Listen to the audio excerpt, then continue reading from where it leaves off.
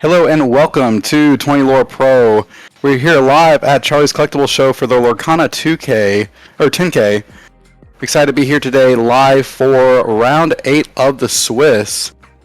We're here with Decandio and DragonJonz. I'm your announcer today, SirAshtown, and join with me today is Jebas from Ink Thieves. How you doing, Jebas? I'm doing well, and looks like they already have kicked it off here. Maybe a tough matchup for Decandio. Looks like DragonJonz is on the Sapphire Ruby, which you saw yesterday. But he was on the play, and he led off with a Cinderella, so we'll see how this goes for the rest of it. Now, Charlie's Collectible Show did increase the prize support for today's tournament to a 10K with over 215 players. Really excited to see the conclusion of the round 8 Swiss, followed by the top 8. And stay tuned because we will also have a 2K Lorcana tournament following today's tournament. Piglet is a pretty good start here to put on the aggression, try and secure some lore before some of the more controlling cards come down out of the Sapphire Ruby. Looks like a bit of ramp out of exploring the Azurite Seas into a Popsicle. Not a big surprise there, I suppose. Now I would assume Decandio's got some additional characters. Looks like at least another Lilo, Piglet, maybe a Lawrence. Wow, those are some explosive cards that we saw yesterday do a lot of work for Decandio. I would think if Decandio has the ability to run out 2 characters, he probably would here. But it wouldn't surprise me if we just see a Piglet into questing for 4 and just really trying to put as much lore on the table as possible at the same time. Yeah, I especially like the idea of putting Piglet down, just like you're saying, Jebas, because it really does help do the lore race early on, because once these Sapphire Ruby lists get enough ink in their inkwell, they can try to play those characters that can really help wipe the board or even take care of the troublesome characters.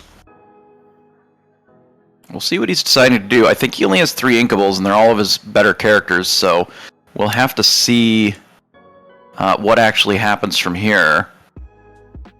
Now again, live alongside our English commentary, we do have several other languages offered live currently for you to view. If you or your friends speak another language, have another heart language that you enjoy to listen to or speak, you can head on over to the description below for Chinese, French, German. Later on next week, we will have this coverage in Spanish and Japanese. We want to thank our community members who came together really kind of last second to offer this coverage in different languages.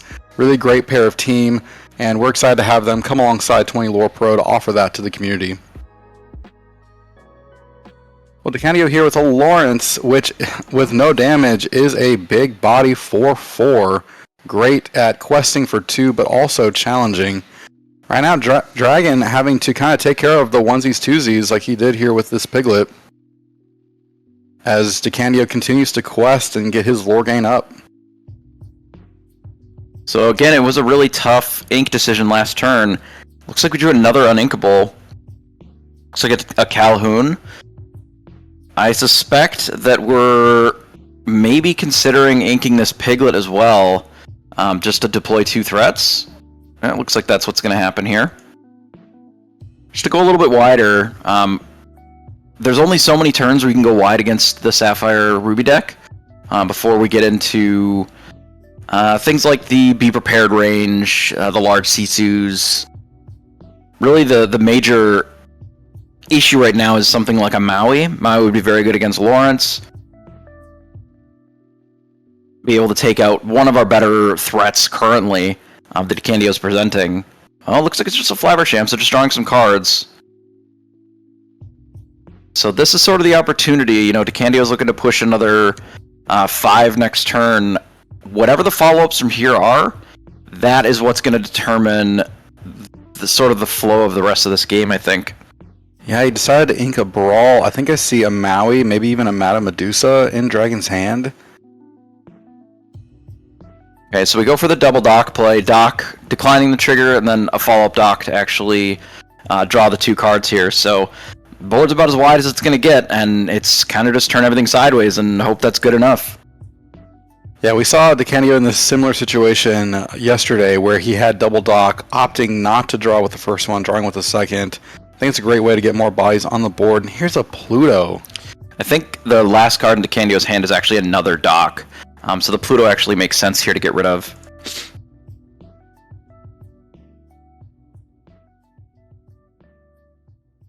So Decandio being at 12, we've got what, 3, 4, 5, 6, 7 currently.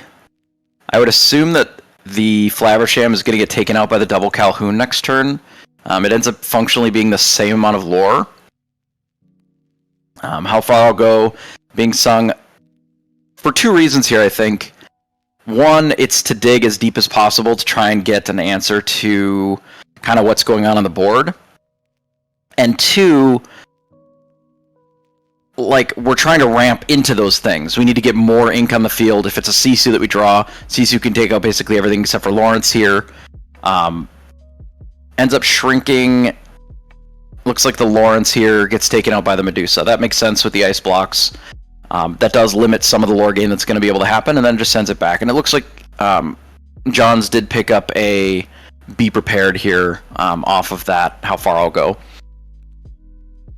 Yeah, I think that was a great setup by Dragon, able to dig deep to what he needed to while also threatening what was on board, trying to prevent Decandio from getting any more lore, which he has a ton of available right now, but not quite to 20 yet. So Decandio picked up a Lilo. It wouldn't surprise me if the play is just to cast Dock, discard the Lilo, and then look for a Pete, because having 5 ink, that would be enough to be able to play Pete and get the Lilo back next turn. Pete might be a death knell here if it's able to be cast on this turn. That would be a really strong line getting this Pete out there, because you're exactly right. The thing that Dragon needs to get out of this situation from Decandio taking it away here is casting that Be Prepared. Yeah, I would fully expect the double Calhoun to challenge into the Flaversham. Takes out the Flaversham, still gains the 2 lore, the same as whether, you quest with them or you challenge. And they don't take any damage, of course, because they have that resist 1.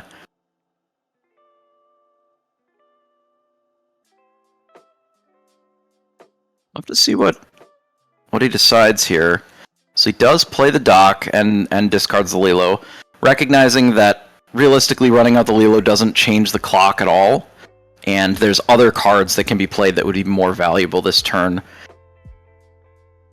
Gotta let the Storm Rage on. Can't quite see the second card. Is that a Pete? It is not. I imagine it was a Pete. Looks like it's the Mr. Smee here. But slammed it. So we could use the Cinderella to sing that on the Medusa, or just cast it. That's also fine. So draw, hitting a Daisy Duck. Alright, so he does take the Calhoun's challenge in, gain the 2, quest out with the rest, go up to 17. Alright, this is the precarious position here that the aggro player generally finds themselves in, where if our opponent has some sort of board control card, that's going to set us back pretty drastically. Now, Big Sisu doesn't necessarily take care of it, because we got the double Calhoun here. They're going to survive. It would take out all the Docks and the Cinderella, but a Be Prepared will pretty well take out everything. Okay, they shrink the Calhouns and takes out everything. That makes sense. That is our worst case scenario here. I think he's still got that Be Prepared in hand, ready to use just in case Decandio comes up with follow-up plays here of double characters on the board. Decandio in the ready step, deciding if we want to bring that Lilo back.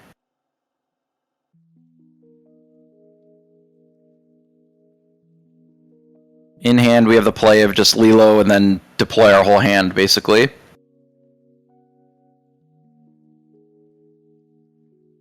Just opts to draw. And I believe that is a Pete. Yeah? That's a great line here.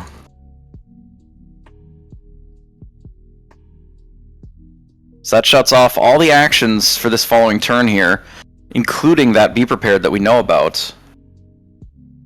So the only real hope that they've got here is something that can actually answer, and if they don't have a Medusa, this might just be game.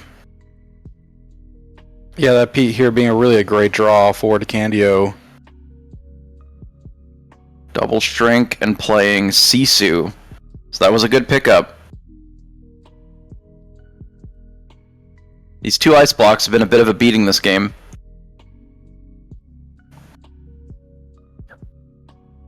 Sisu being basically the only real answer for the amount of ink remaining there.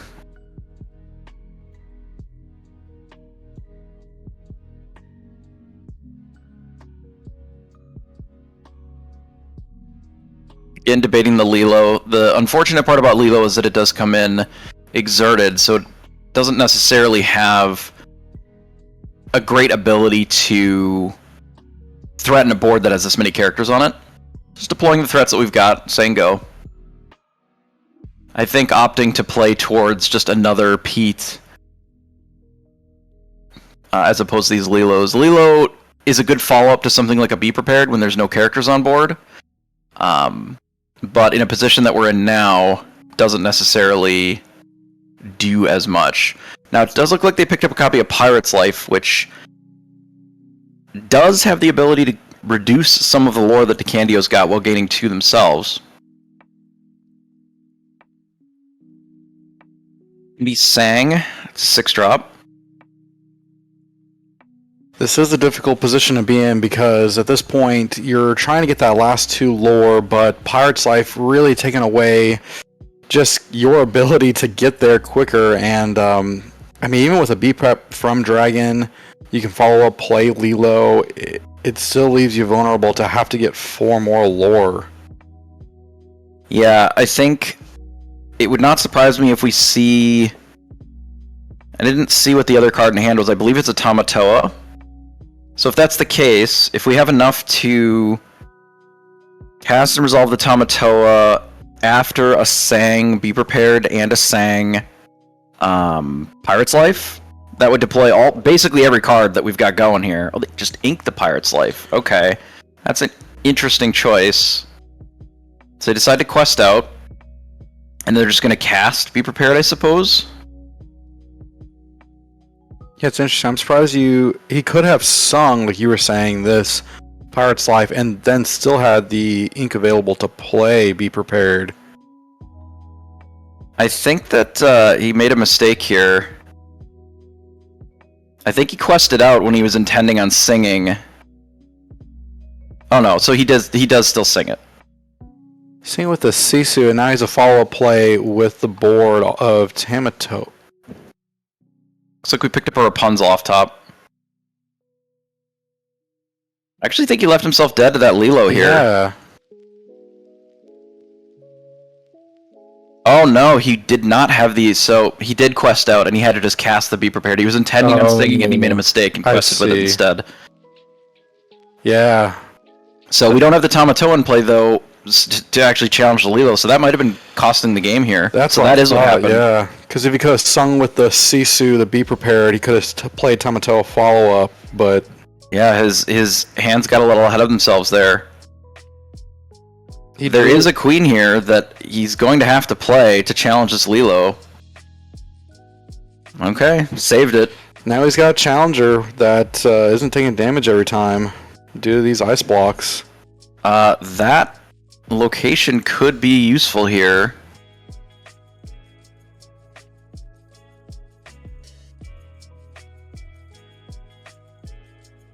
We're just running out the Rapunzel. Pretty good choice here. It does force them to have an answer immediately, which they do get to draw a handful of cards. There are quite a few answers in something like a Hansisu, something like... Medusa. Medusa would take care of it. Even a Be Prepared or a large Sisu would be a potential answer. But he's got to have it, and sometimes they don't. And he's got cards to dig with, so he can try to get there. It's like a grip of blue cards. Was that a let it go? No, how far? That's how far I'll go. So we're looking for hand Sisu then. That's a big Sisu, but not with enough ink left to actually cast it. I think that's it. Wow. Alright. That game, it could have gone completely different depending on the lines that were played, and that's difficult because in the moment, especially at this level of the Swiss round, you're playing at such a high level, great players, hard to know exactly what you need to do in order to win the match, and just couldn't see it that round for Dragon. Yeah, I'm surprised that the Pirate's Life got inked there. I would think in that position with Decandio being at 18 and so close, like, you know that this deck is full of a lot of 2 lore questers, and we know that the Lilo's in the discard already from the dock earlier. That would have bought at least an entire extra turn, and it could have been sang with the Medusa that turn, but I think the line that he had wanted to do, which was to run out the Tamatoa, required that extra ink. A couple of different ways that could have gone. Yeah, I was thinking he could have sang the Pirate's Life and then sang the Be Prepared and still played the Tamatoa because he had enough ink. I think he was one ink short because of the popsicle. Got you.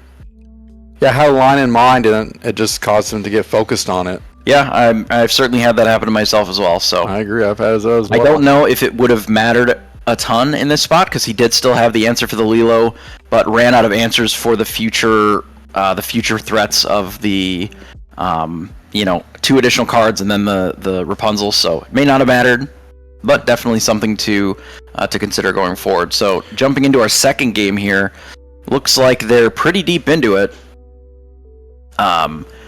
We've got Blue Steel on the right here versus our 20 lore pro. No, I'm not, still on the red purple as always. With that Lucky Dime plus that Aerial, very scary here. Oh wow. And again, all of No I'm Not's matches will be available for you to watch from beginning to end in the Swiss rounds later on this week on YouTube. So don't worry if you miss out on any of the live coverage of No I'm Not. We will have more of him for you later on this week.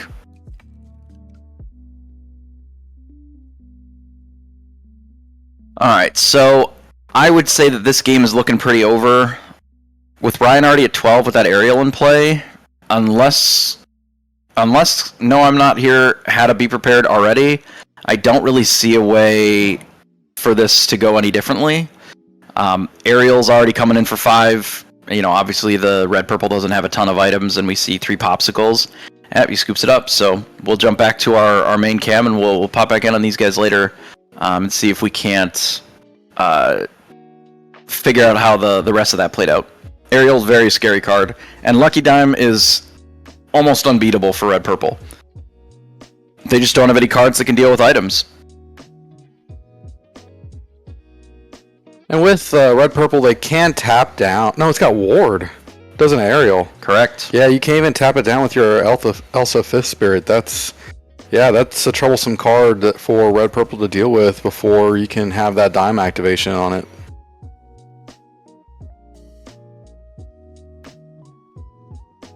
Well, again, we want to thank Charlie's Collectible Show for hosting today's Lorcana 10K tournament. We had over 215 players at today's tournament. So excited to be here today with 20 Lore Pro doing today's coverage. I'm SirAshtown, and joining with me today is Jebas. Really appreciate you, Jebas, being here and giving us your commentary and analysis. Yeah, it's been a lot of fun. We want to thank some of our community partners who have joined alongside 20 Lore Pro to just offer a little bit of flavor today's tournament for the players, with GFQ Underground, who printed those beautiful playmats that you see before you. If you have any custom playmat needs, head on over to gfqunderground.com. All right, they've already kicked it off here. Popsicle versus Daisy Duck, the classic battle. Popsicle into Tipo, pretty standard start, I would think, especially since looks like they've got follow-ups of both Grammatala and How Far I'll Go. Looks like a pretty good hand, actually, for anti-aggression. It's a Queen, there's a hand Sisu, We might even see just the How Far I'll Go, or even the Grammatala possibly looking to sing the How Far I'll Go the turn following. We'll see how Decandio leads off here. I would think something maybe like Calhoun is not particularly very aggressive, but it depends on how the rest of the ink shapes up. Piglet is the most aggressive option here for sure. Does not have that many turns where Piglet is able to get sort of that extra lore in this matchup, so if you can get 3 out of it even once, that's usually pretty good.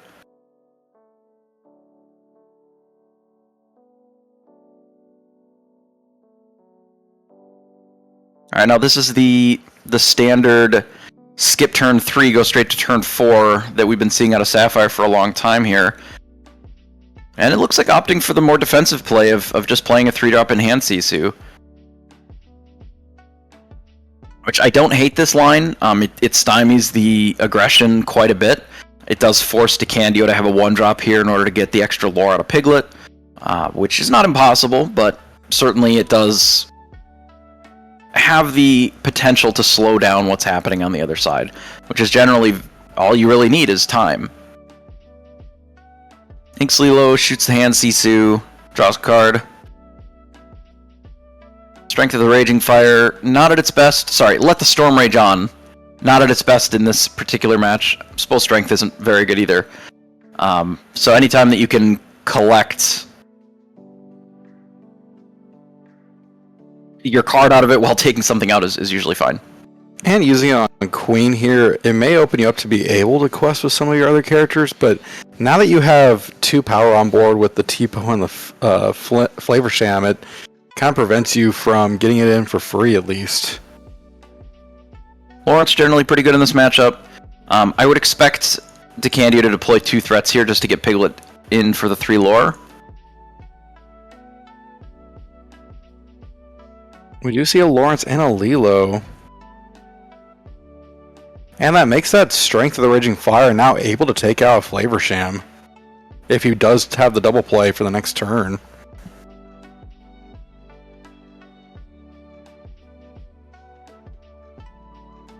It's a tricky decision point here. To get rid of the Strength, not a big surprise, it's not the best in this spot. We do collect our 3 lore from Piglet.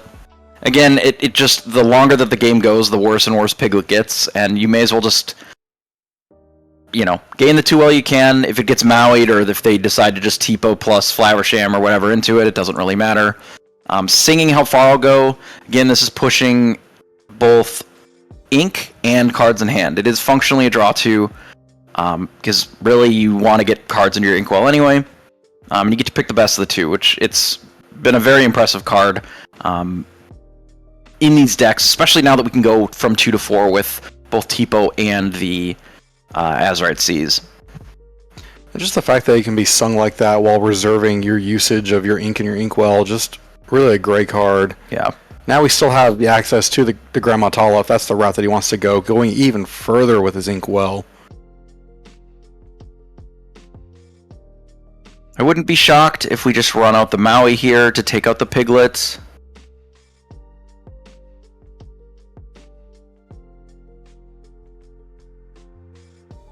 Okay, so it looks like he's going to use Queen to take out the Piglet then, probably. Grammatala lets us pick a card. And then using the Queen to just trade off with the Piglet, I think, is also acceptable here. Yep. Can't really let Piglet untap. 3 is already too many for that to gain against red-blue. Alright, back to Decandio here. Now this is where the game can kind of start to slip away a little bit for, you know, your Amber Steel. We don't have that much lore, you know, even if we quest out here, but it's only at 8. And we are now in the, you know, sort of be prepared, big Sisu, danger zone from the Ruby player. So we'll have to see how these next couple turns get navigated, and if he's able to get enough pressure in to sort of prevent like the Flower Sham from gaining too much. I actually wouldn't be surprised if Decandio takes both this Lilo and this Calhoun and challenges into the Flabbersham. If you combine that with the Storm in hand, that is enough to actually take it out, and you can still gain the 2 with the Calhoun. So we're really only trading 1 lore for these 2 cards, or to take out Flabbersham entirely. I think it's just deciding what we want to ink, if anything. Probably the Pluto.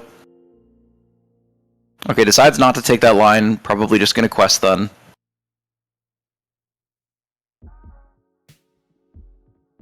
Oh, it doesn't even quest. Just says go.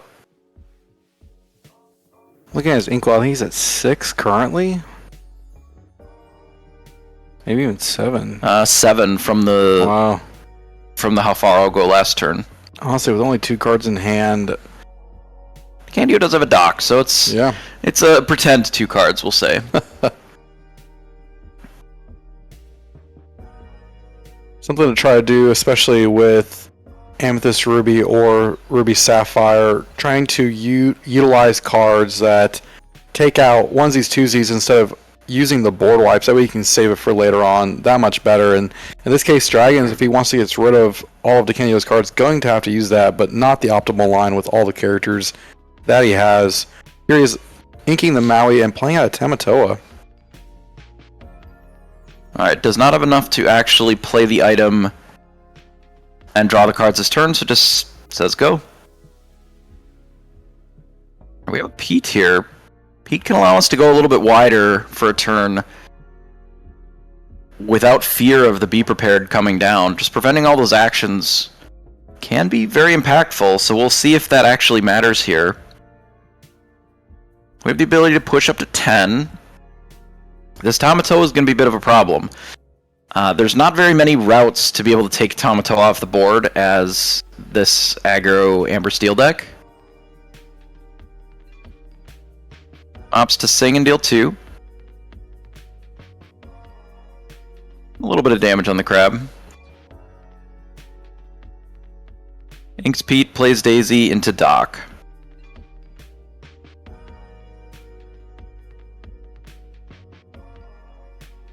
May as well quest out with Lilo now, since we've already got characters that are exerted. And we ripped another Pete. Another Pete. Okay, so we went as wide as we could, gained some lore, and sent it back. At this point, we're not as afraid of Be Prepared.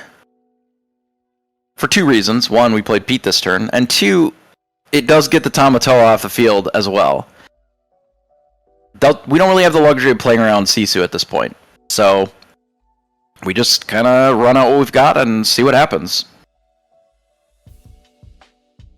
Yeah, once Dragon committed that Tamatoa to the board, unless he draws into another one, that's going to be something he wants to keep around unless Decandio gets way too far ahead. But he's got enough characters on the board to kind of challenge out to what he needs to.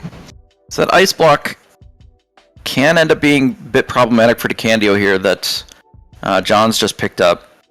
It allows the big Sisu, if it comes down at some point, to clear more of these 3 toughness characters, or sorry, 3 strength characters.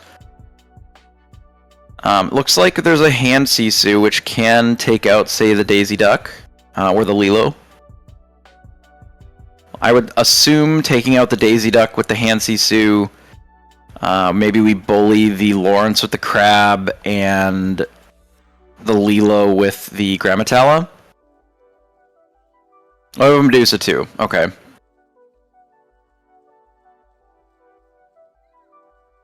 Alright, takes out the Lilo with the Grammatala. That makes sense. So we did use Ice Block on the Lawrence. That way we can actually quest with the Crab here, I believe. Alright, that makes sense. Get the Popsicle back.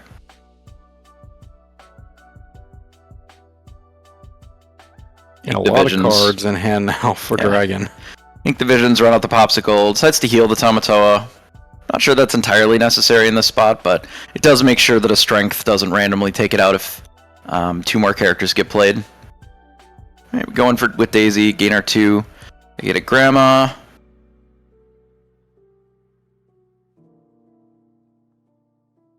Decide now to finally take out the Flabbersham, collect our 2 with Calhoun. For Doc, go up to 12. Deploy 2 more threats, one of them being a Pluto.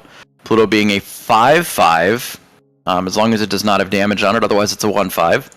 Pretty large bodyguard for 4. I would not be particularly surprised if that Be Prepared gets played this turn. Yeah, it looks like questing out, probably singing Be Prepared. And then just deploying additional things, probably Grammatala into some other stuff.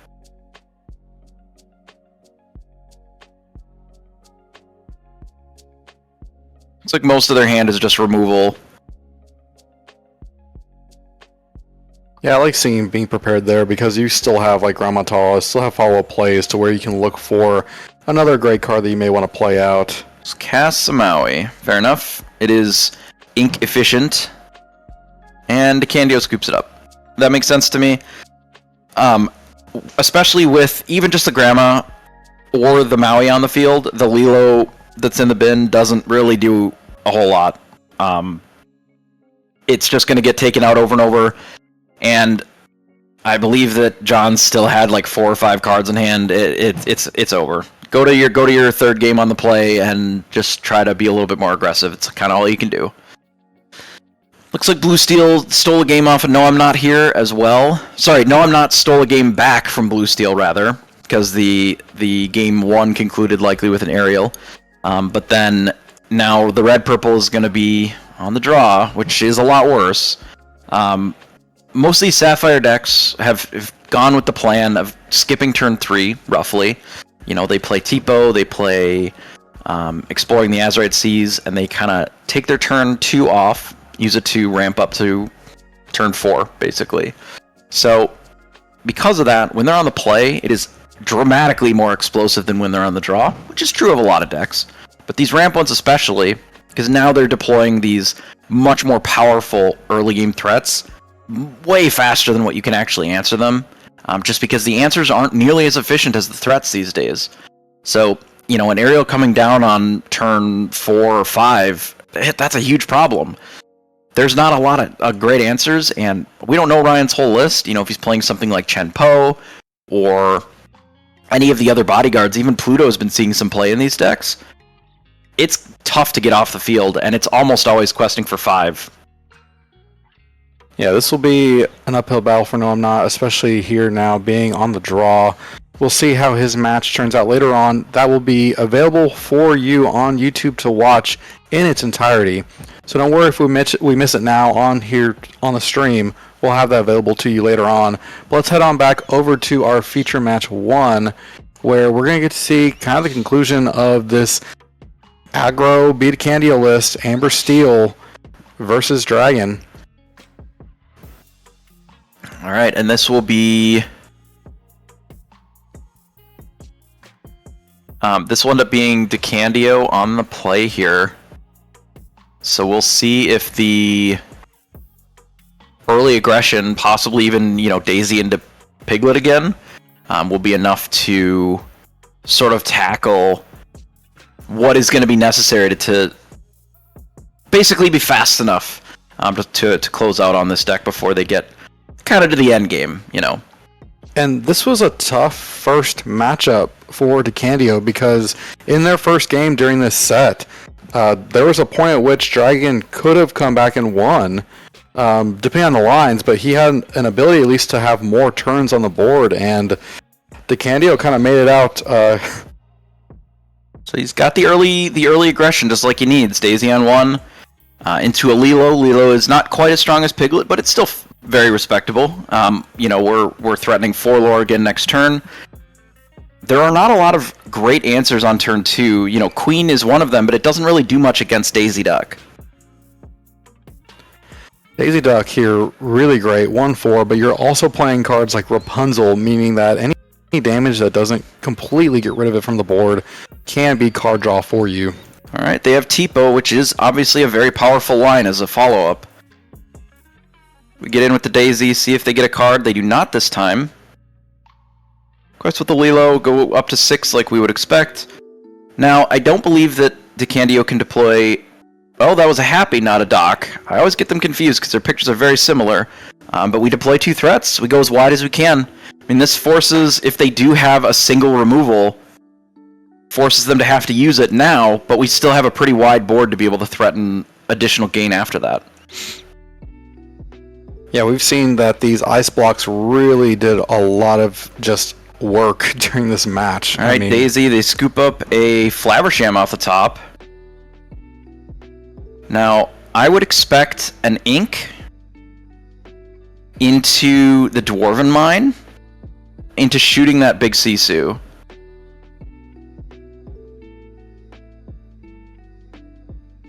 This Dwarven Mine, when you move a knight onto it, it's able to do 2 damage to any character, so this can really be just a great play for Decandio here.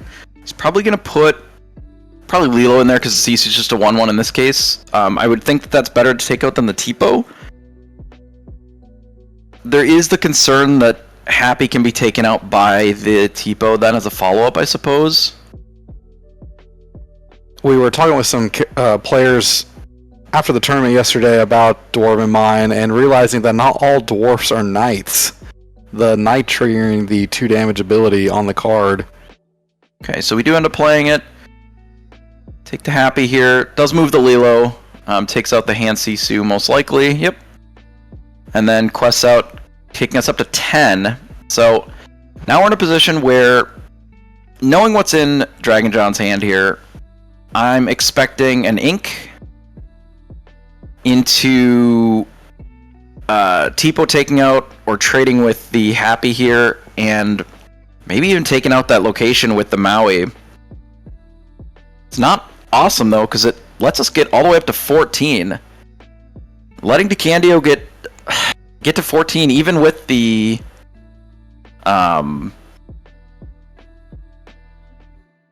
Maui in play doesn't feel awesome, and I'm almost certain that Decandio's last card is a dock. So this is a pretty precarious position for Jonz. Yes, Daisy has done a lot of work this game. It's gotten the quest several times now. How many times has it gotten a hit off of Daisy? So this would have been turn 4, so it's already gained 6. And we've seen that several times it didn't get a character. Decides to leave the location in play, which I suppose is a bit more of a conservative line lore gain-wise. Because it does only allow them to gain 1 less lore, realistically. I would imagine Kita into the Ink and then draw 2 cards. So we'll quest, we'll gain our 2.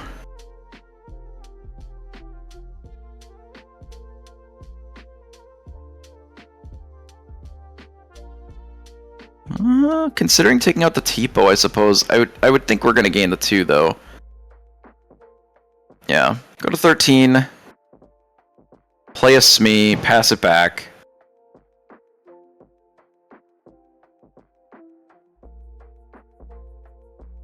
So Smee being the most aggressive of our choices that we can play there. I believe the last card is another dock. I believe it was too, unless it's the Happy that looks very similar.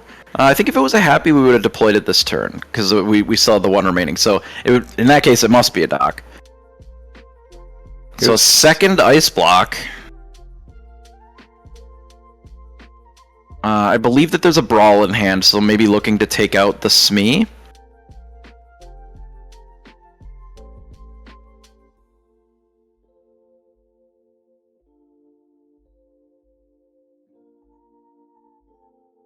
Okay, so shrinks the Lilo, shrinks the Smee, uses Brawl to take out the Smee. Tipo getting 1 damage in on the 7 Dwarves Mine, but does not take it out, so we get to go up to 14. That's interesting here, doing the 1 damage instead of questing. I know that the lore at this point doesn't a whole lot matter for Dragon, but even saving the Tipo back when you know that Maui can at least come back and take out 1 mine. Pretty good draws here. The additional copy of the mine is quite powerful, because it allows you to deploy your threats very wide and still have a mine in play to, gain at least 1 lore out of it. I might even think that Okay, so we're going to start with a Flaversham, Trinket Dock, it's fine. Draw some cards, and then we'll see what this Maui's able to do. Kind of run a little low on resources to be able to make more plays. Now, I do believe that there's more than one song in hand for DragonJonz here. Now, there is a Pirate's Life, which, as we know, gains 2 lore and reduces Decandio by 2 lore. And there's also the How Far I'll Go. But there's a big Sisu there as well. Big Sisu can take everything out, but we still have all these mines to deal with. Takes out the undamaged one, of course. So I think this is the reason that we decided to start putting some damage on it with Tipo, is, yeah, it's a little bit of chip damage, but now a Medusa, for example, can take it out in a single hit. So if we get to the point where, you know, that's the line, then at least there's some damage there, and it has a little bit of a better ability to deal with it. So we go up to 16, we're going to go up to 19. 19 is a dangerous number.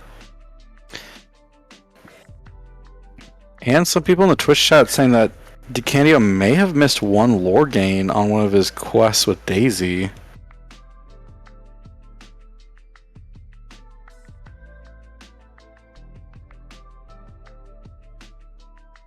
I'm not sure that it'll matter, though. Maui gets taken out in a combination of 2 damage there, 2 damage from the mine. This takes us up to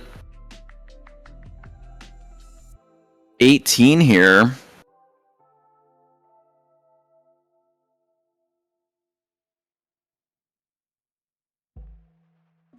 Yeah, just being able to move those knights onto this mine dealing 2 damage, that's strong ability. And we have 2 mines out like we saw Decandio have yesterday.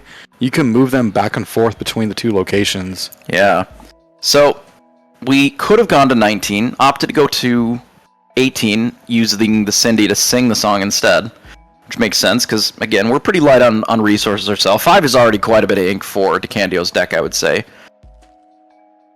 Now, we're about to lose all of our characters, which is not surprising since we've got that big Sisu in hand. Oh, no, we're 1 ink short. This might just be game. Oh, goodness, I didn't even see that. He doesn't have the ink. There's a... Oh, is that a Pirate's Life, though? It is a Pirate's Life. Like, that still doesn't help you when there's so many questers on board. I don't think that's enough. I think the second mine doomed him from the start because the Maui just did not have enough resources. It on its own was not able to clear up enough of the things because Maui needed to be able to sing and also, you know, challenge, and it just can't do both. Now we could dig for Be Prepared here.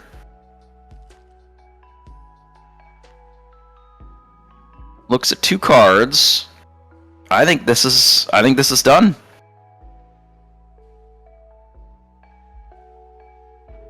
There just are not enough. There's that Pirate's Life, but again... Yeah, that's just not enough. Yeah, that's a lot of aggression. A little bit too much for Blue-Red to deal with. Without enough extra ramp, there's not much that they can do. Wow, what a great round 8. Game 3 from Decandio and Dragon. Congratulations to Decandio, who I know, based on his record, we will be seeing in the top 8. Let's see if we can't head on over to our feature match 2. See where No I'm Not's going against Ryan. Alright. Looks like we'll be able to catch one of their games here. We're pretty deep into it, but as we know with Red Purple versus Blue Steel, it's generally a big slugfest back and forth. You know, a Be Prepared, or it looks like a Sisu had just come down recently, sort of comes in, takes care of the board, and then it's a battle to reset as quick as possible. No, I'm Not's on 11. Looks like Ryan is at 1, which is not that uncommon in these decks. You know, I played a lot of Blue Steel myself, and you really don't care that much about lore right up until you get all of it at the same time. So it looks like there's a lucky die, maybe even 2 in hand. Not uncommon, I've heard, to have 2 turns that give you 10 lore each. Yes. And we Tinkerbell.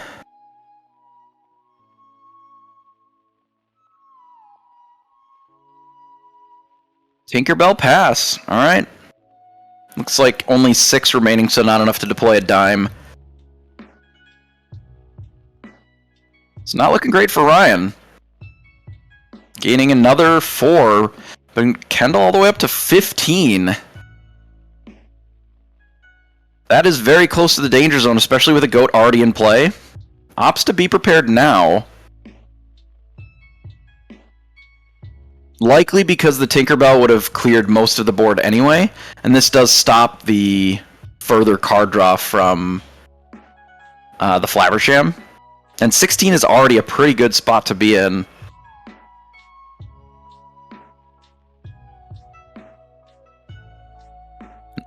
Awful lot of cards in hand for Ryan compared to our hometown favorite here.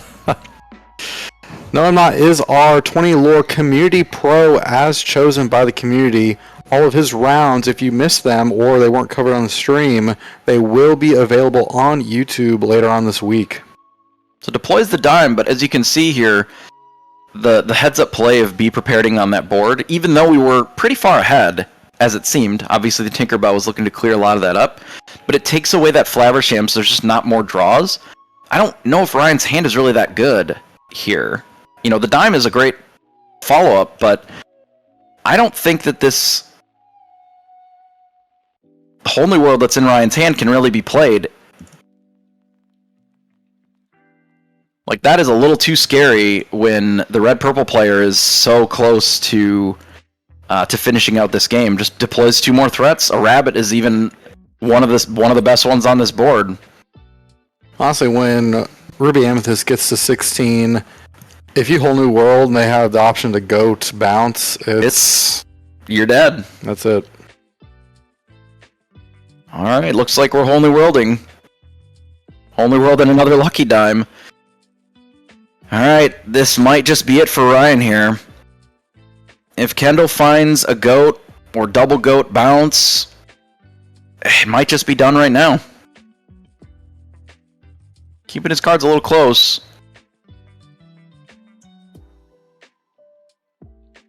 I mean, he needs an answer for what's already on the board, so I get it. But even if he's able to find the answer for what's already here, that might just not be good enough. If he passes with these 2 cards in play, I mean, that puts us all the way up to... I don't think we can ink again. Yeah, is that double ink that we're seeing on the table right now? I mean, we could just tap the quill. It's fine. Oh, he's already got Quill on board. I see. Yeah, it's... So it would have been the same. It's not that big of a deal. Just revealing the card for no reason. Now, hopefully he doesn't also activate Fishbone Quill.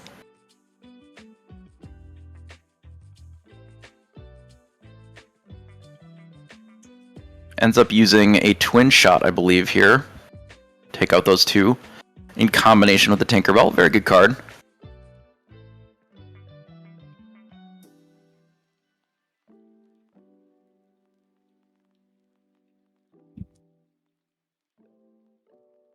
Twinfire being able to shoot 2 different targets as long as we discard a card, so right after a whole new world.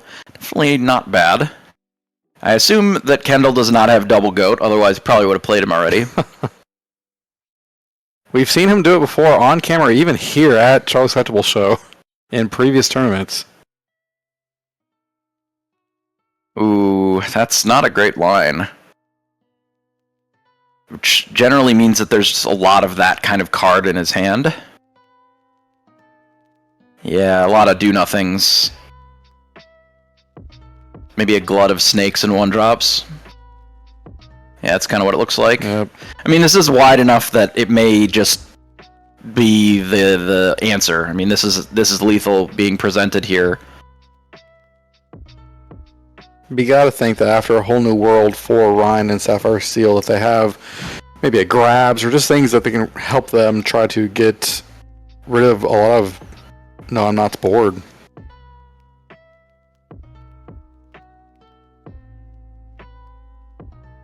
Starts with a popsicle. A little bit more information. They have plenty of ink to work with. It's like maybe a Zeus was picked up here.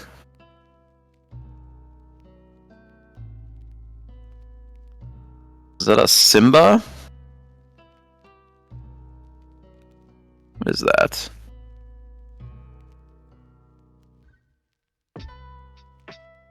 Is that? No, it's a Zeus. It almost looked like a Philiptides for a minute there.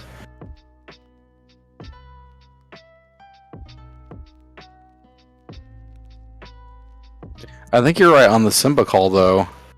Looks like this one. I believe that it is, yeah. Not the most exciting card on this board, but certainly another body to deploy. We have to do something. Really, it doesn't matter that much what we Zeus. They're all functionally the same at this point. Deploys a Pete. Lucky Dimes, probably Quest for 2 here. Goes up to 7. Goat is just lethal here, which, you know, it's not that surprising. But there's no actions to be played. And Ryan did fill the board with quite a bit more lore than we had previously. So collects 1 lore and cashes it in. Digs a little bit more.